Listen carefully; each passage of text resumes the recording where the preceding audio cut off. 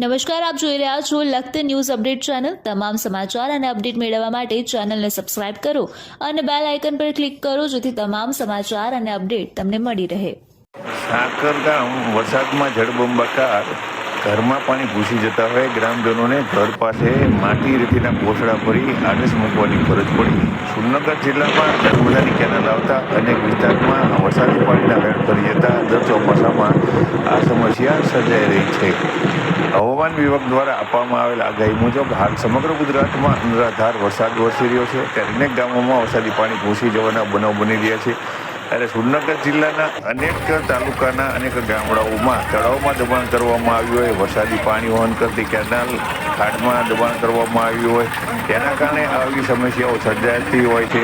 સાથે નર્મદાની કેનાલ આવી આથી ઘણી બધી જગ્યાએ વરસાદી પાણીના વેણ ફરી ગયા છે। સાથે નર્મદા કેનાલમાં વરસાદી પાણી નિકાલના યોગ્ય સાયફન મૂકવામાં આવ્યા નથી, આથી દર ચોમાસામાં આ સમસ્યા સર્જાય છે। ત્યારે લખતર તાલુકાના સાકર ગામમાં વરસાદી પાણી ભરાઈ રહેતા સાકર ગામના લોકો હેરાન પરેશાન થઈ ગયા હતા।